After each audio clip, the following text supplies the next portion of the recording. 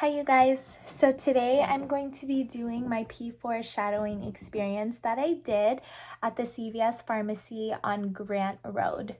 The P4 that I shadowed, her name is Miriam, and her preceptor's name is Holly. So Holly is actually, she doesn't work as a staff pharmacist. She actually works as the district manager of all of Tucson District's CVS pharmacies. So this rotation that Miriam chose, she actually chose it as to be an elective. And the formal name for this rotation is pharmacy administration. So if any of you guys are interested in sort of the business aspect of pharmacy, hopefully my video is clear enough to give you guys a little bit of some insight on what it's like to be on this rotation. So the first question, what does it mean to practice as a pharmacist in this setting? So like I briefly mentioned earlier, Holly does not work as a staff pharmacist. She's the district manager for all CVS pharmacies in Tucson. So the way Miriam described it is it requires a lot of responsibility because not only are you worried about the pharmacy aspect of the CVS, you are also worrying about what happens in the front store and the back store. So what's happening with the sales? How is customer service? How stocked up are you on resources? Especially now with the pandemic of COVID-19, she also has to worry about making sure that she has enough materials on her shelves for customers to buy. So it definitely requires a lot of responsibility because you're not only, like I said, overseeing the pharmacy, but you are also overseeing the whole entire store. What does a typical day usually look like for Miriam? She told me that really it varies week to week, even day to day. Sometimes Holly has her participating in interviews on Thursdays and Fridays, but mostly Miriam has a lot of outside assignments, and I will go into that a little bit more later. What are the pharmacist's duties? So it's definitely a lot more of behind the scenes work for Miriam. So she does a lot of Excel sheets, data analysis, a lot of paperwork, calculations, things like that. Because like I said, Holly is no staff pharmacist.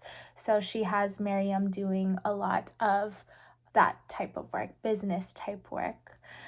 Does it take any additional training to work as a pharmacist here? So as a staff pharmacist, you do not need additional training, but as an RPH manager, emerging leader, and a district manager, just like Holly is, you do need additional training.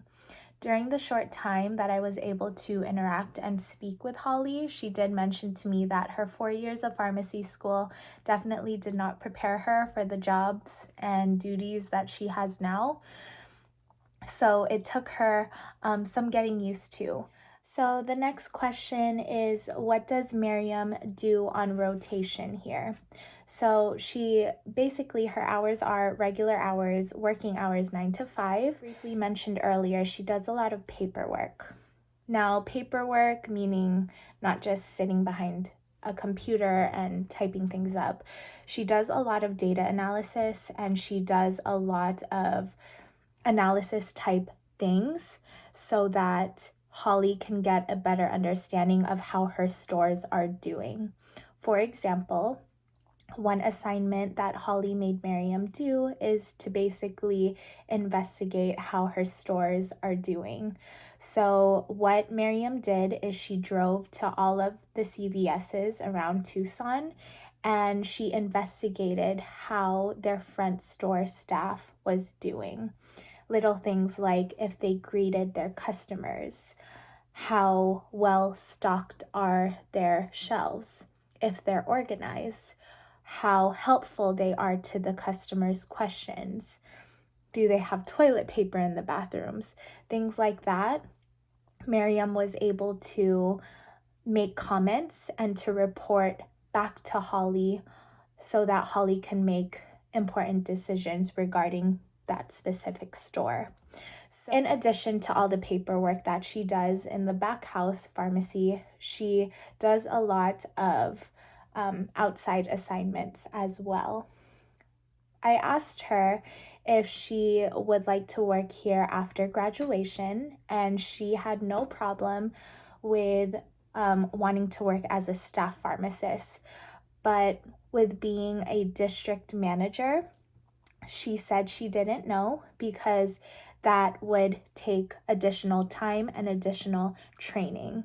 And she just felt like where she is in her life right now, she doesn't really know if she wants to go down that route.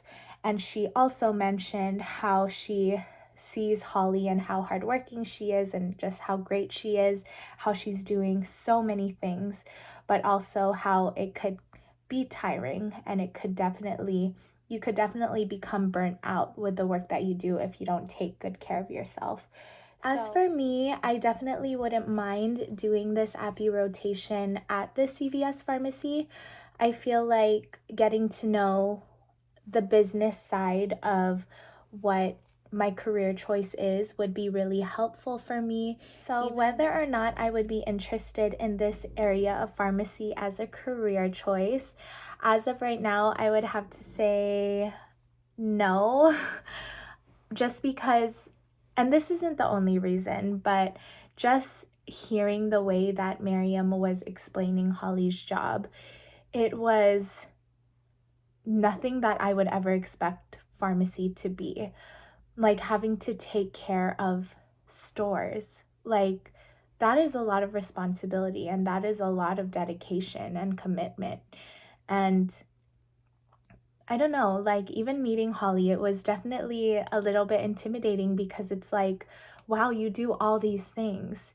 And it's a lot. It's a lot. And right now, as a P1, hearing things about residency and hearing things like additional training, it's making me question, like, what am I going to do after graduation? And I really don't know. So it is still early for me to tell if, pharmacy administration is right for me. Like, I don't know, maybe I might like it down the road. Maybe it will be my career choice later on.